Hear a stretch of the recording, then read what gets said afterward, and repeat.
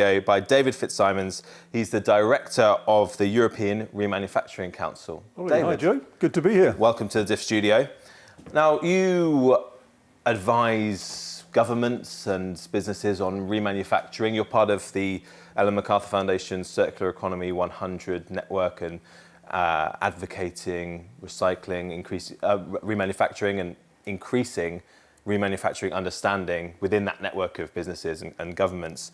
But for those of us who maybe have a bit more of a kind of pigeon understanding of what remanufacturing is, help us define the term.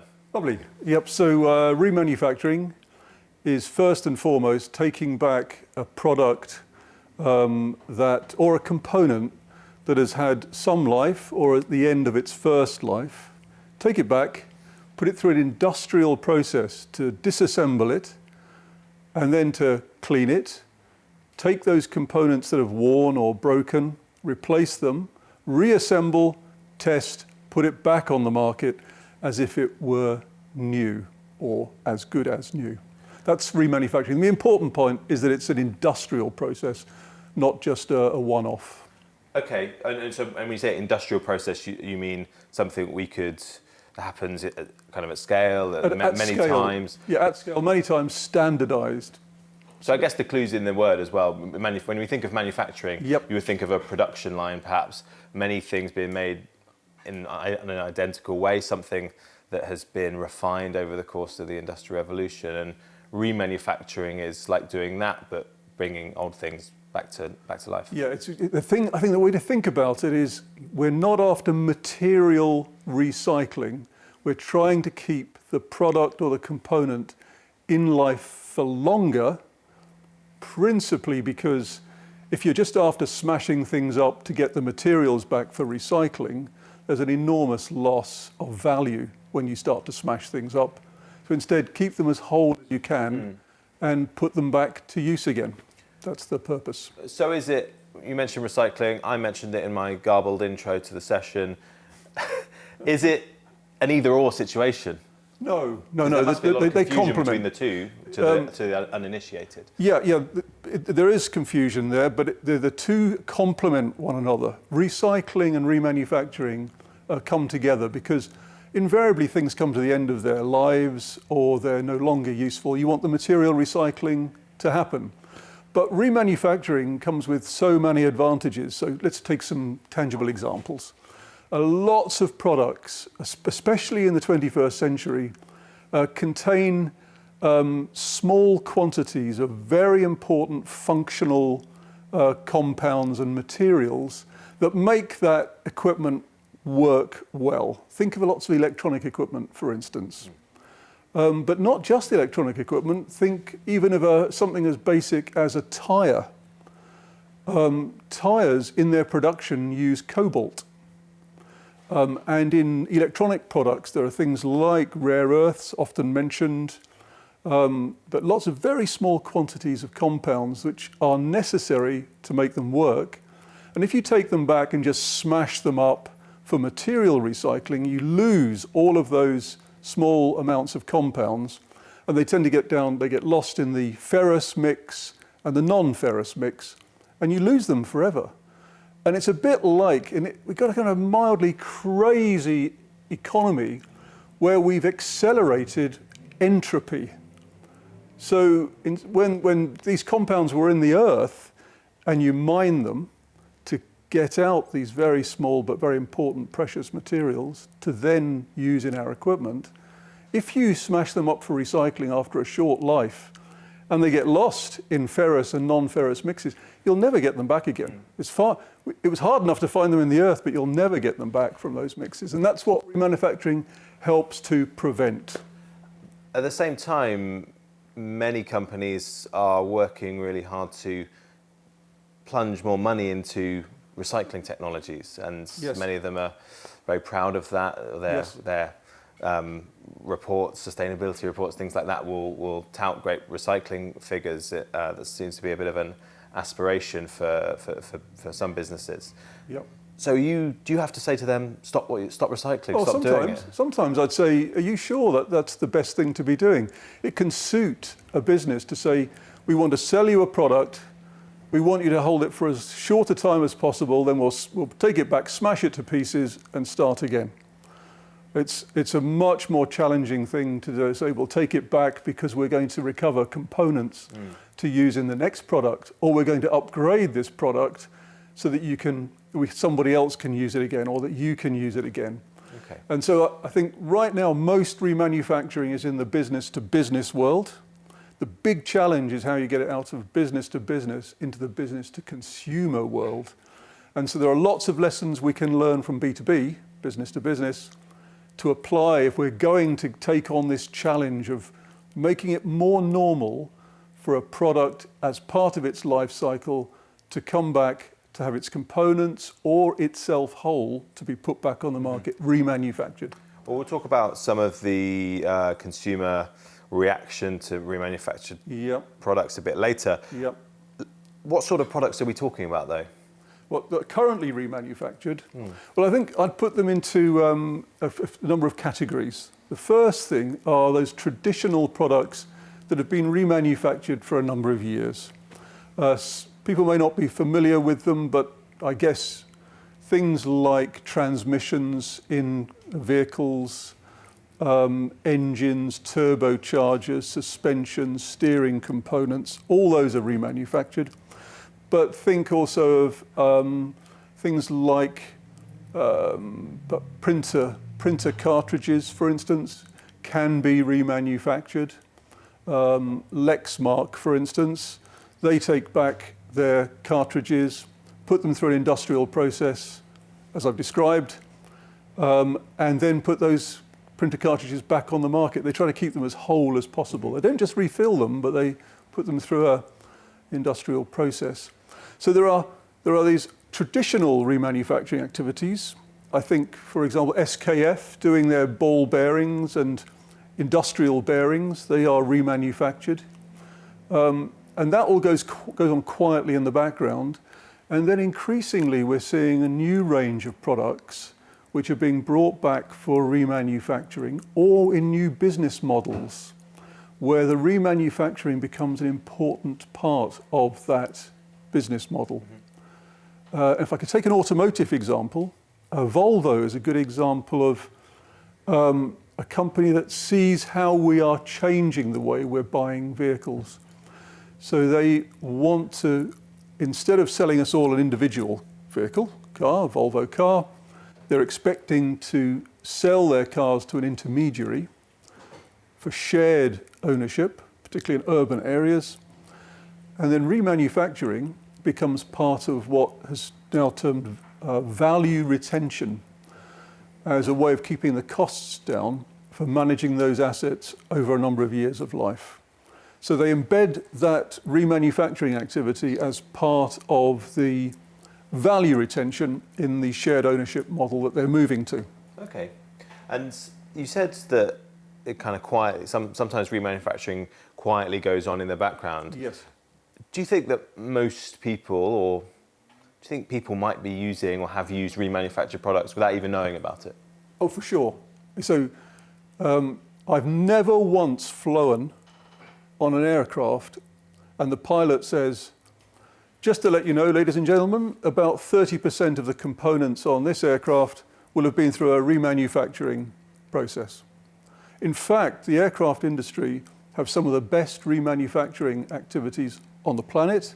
High-speed trains too, same processes, but nobody likes to talk about them because, well, I guess at 30,000 feet, you don't really want to hear about. You want to make sure the remanufacturing has been successful. You don't want it to break whilst you're at that height. And presumably, you mentioned those industries because those products are really expensive. Typically, they are very high value, and that's why it happens. But also, there's a safety consideration there because the planned maintenance around an aircraft or a high-speed train, you don't want the component to break in use. So the planned maintenance is there to ensure that it comes back, is remanufactured and tested and put back into service again before it breaks. Okay. And you've been working on improving understanding of this, and maybe we just linger on that for a moment. you said that if people were told that some of those components were remanufactured when they're 30,000 feet up, it might not be music to their ears. That's because there are these misunderstandings or preconceptions around what remanufacturing is. So what are you doing to try and change that? Well, it's a pity, isn't it, that we've got some of these really high quality businesses that are doing this in the aviation sector, the high-speed train area, the automotive sector, the industrial bearings area, for aircraft tyres, and all of these areas where the work is really of the highest standard, and yet the consumer perception of what remanufacturing means is, I think, out of date, a bit backward looking. I think your average person thinks of remanufacturing as an old product that's being kept alive and it's very dirty. Do you have a sense of why that is? I think it's almost been accidental.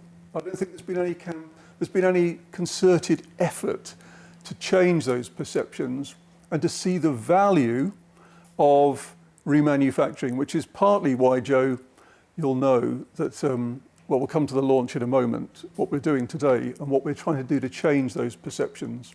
Well, why don't we tell us about it now? So this is part of the Circular Economy 100 network. Yeah. So got it with you. This document I brought with me today. We're launching it today, aren't we? And Better Than New. It's been a co-project through the CE100, Ellen MacArthur Foundation.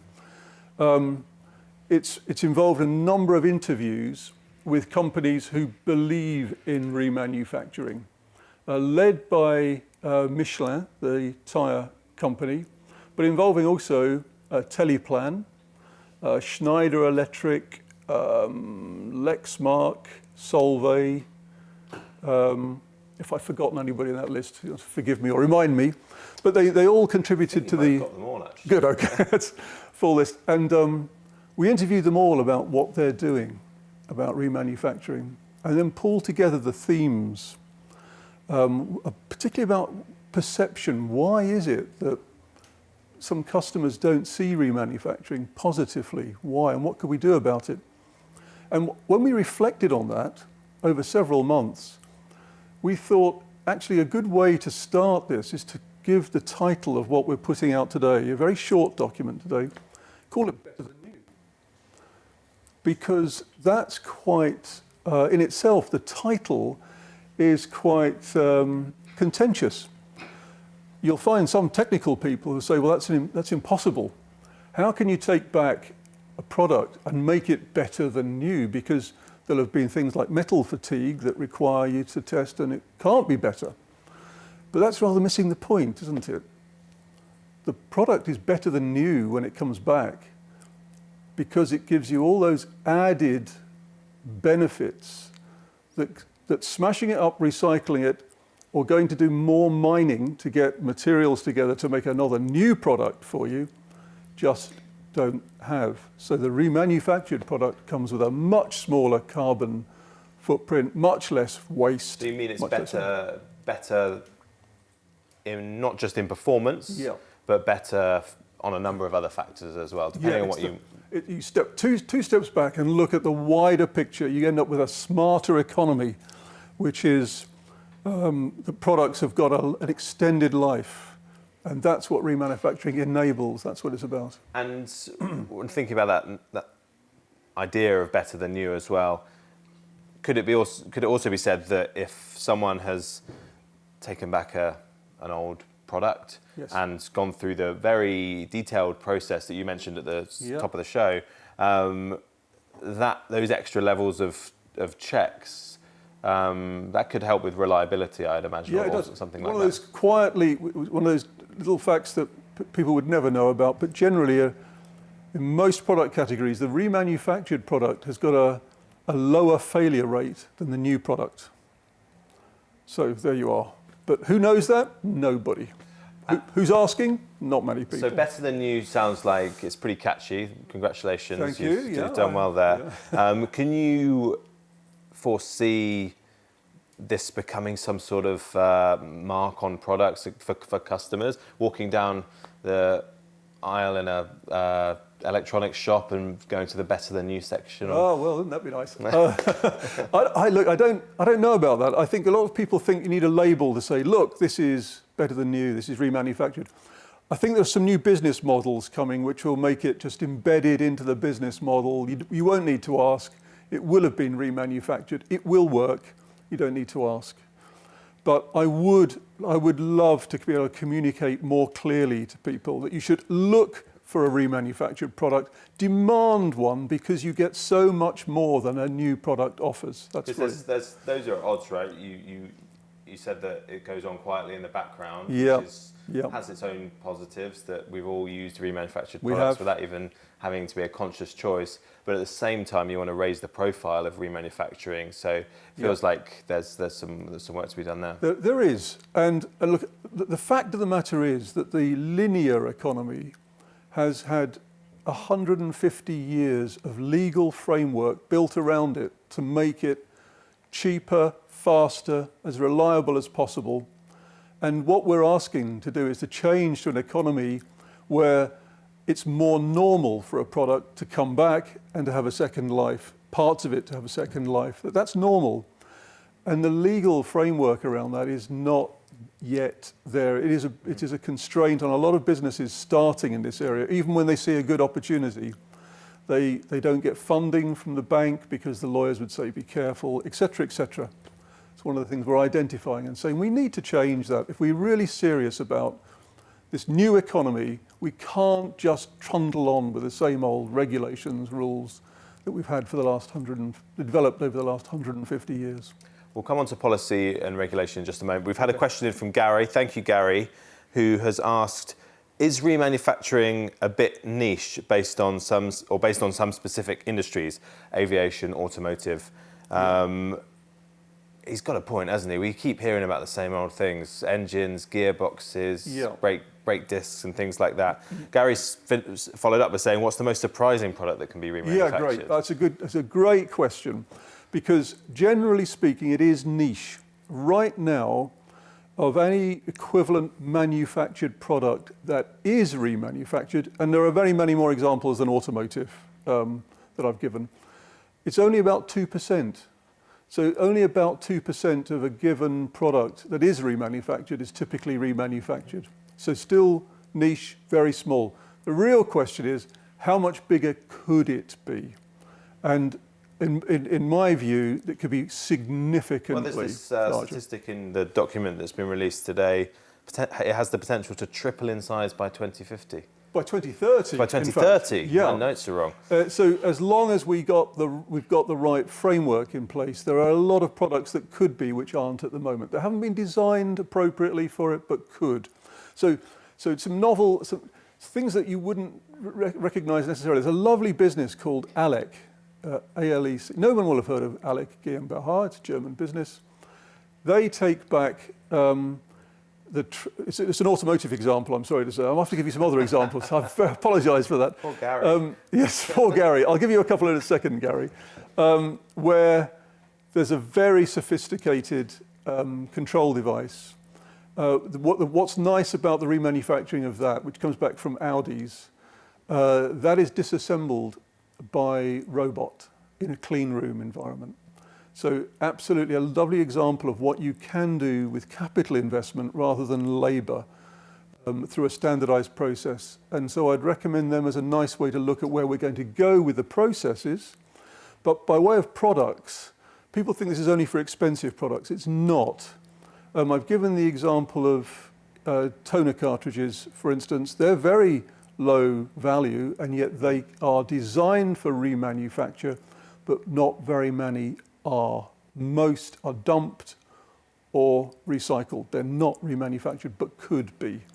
And if you like, they're a symbolic product of how many more like that could we remanufacture. A lot of IT equipment is remanufactured quietly, servers, for instance. That happens in the background, you wouldn't know about it, but very few consumer-facing electronics are remanufactured. But Teleplan is a company who are members of the Ellen MacArthur Foundation. Teleplan take back telecoms equipment to refurbish and remanufacture. So they're doing it. They'd like to do a lot more. Does that help? Yeah, Gary? I think that helps. Gary, let us know if that satisfies your appetite for different examples of remanufacturing. We've got a couple of minutes left, and I just want to change gear a little bit, look at some different aspects of remanufacturing. If we're going to hear about it more, it's not just about the products and materials. There are probably some other considerations. You mentioned this sterile, clean room where robots disassemble things. Yep. A lot of people think this is going to be the answer to jobs security in the future, a positive employment picture because we've got more and more people remanufacturing things. What's the connection between remanufacturing and jobs? Okay. So the new economy, as we're describing it, would include a lot more disassembly and value retention. So a key term there, product value retention. We don't really know how many areas where that could happen and how many jobs it would create. But my view on that is there would certainly be far more jobs in that value preservation work than associated with smashing stuff up and recycling it. We just don't know how many. Likely to be a significant number, but that depends on the capital intensity, where it's located and what scale. So I don't have an answer for that, really, in truth. I'd like to have one, but I haven't really got one that I'm sure about. And then lastly, I was saying before we kicked off today that probably my first awareness of remanufacturing was going to a remanufacturing conference in World Remanufacturing Summit in Germany. Yes. And it was a pretty homogenous group. Yep. Lots of male, white engineers, very, very serious. You've spoken a bit today about changing the perception of remanufacturing. Yep. What's going on that front as well? Right, great question. I agree. Most of these conferences, technical conferences, are white men with grey hair, a bit like myself, actually, which is a shame. But there we are. But look, there are some great women working in this area too, who just don't get called out enough. So we all know about Nabil Nasser in the States. We all know about Walter Stahl, of course. We remember Rolf Steinhilper in Germany. But actually, the women in this area are important too. And I'd say, number one, I'd talk about Nancy Brücken, who was at TU Delft and I think is now at Lund. I'd give her a call out. I'd say Peggy Zwolski at Grenoble University in France, really good. We should see more from her. And I think probably there are others too, but I think if I'd start, I'd say, yeah, and also Yan Wang, I suppose, here in the UK, down at the University of Brighton, a real advocate for remanufacturing, but people, these women are typically always, they're not at the front of this discussion, and they should be. We want to give them a platform to say, if we're going to change the economy, let's not forget that we should be bringing new voices to this as well. So these are some of the people who are changing the way that we make things and remanufacture things. Yep. David, thank you so much for joining us here on the Diff today, telling us more about remanufacturing and giving us an overview of where remanufacturing might be going in the future. It's been a pleasure. Thanks, Joe. Thanks, David.